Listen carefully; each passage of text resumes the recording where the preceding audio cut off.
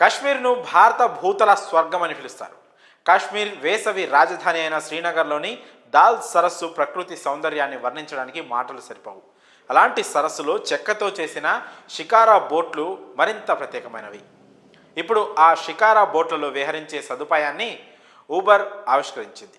దీంతో ఆసియా ఖండంలోనే ఈ తరహా నీటి రవాణా సేవలను ప్రవేశపెట్టిన తొలి కంపెనీగా ఊబర్ యాప్ ఘనత సాధించింది. శ్రీనగర్లోని దాల్ సరస్సులో విహరించే చెక్క పడవలపైన షికార్లను తమ యాప్ ద్వారా బుక్ చేసుకునే సదుపాయాన్ని ఊబర్ సంస్థ ప్రారంభించింది.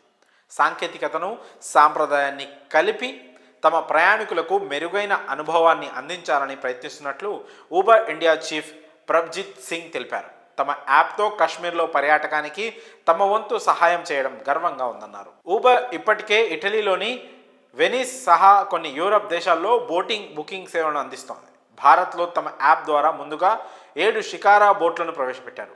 క్రమంగా ఈ సంఖ్యను పెంచబోతున్నారు. బుకింగ్ సేవల నిమిత్తం షికారా భాగస్వాముల నుంచి ఎటువంటి ఫీజు వసూలు చేయడం లేదని, మొత్తం ఛార్జ్ వారికే వెళ్తుందని ఊబర్ సంస్థ తెలిపింది.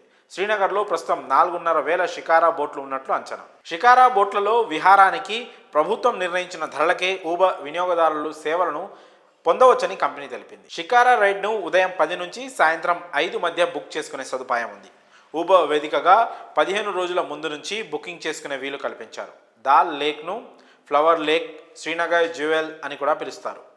భారత్ను పాలించిన మొఘల్ పాలకులు కాశ్మీర్, శ్రీనగర్లను తమ వేసవి విడిదిగా తీర్చిదిద్దారు. వారు శ్రీనగర్లోని దాల్ సరస్సు ప్రాంగణాన్ని విస్తారమైన మొఘల్ తరహా తోటలు, మండపాలతో నింపి ఆహ్లాదకరమైన చల్లని వాతావరణాన్ని ఆస్వాదించడానికి ఆనందించే రిసార్టులుగా అభివృద్ధి చేశారు.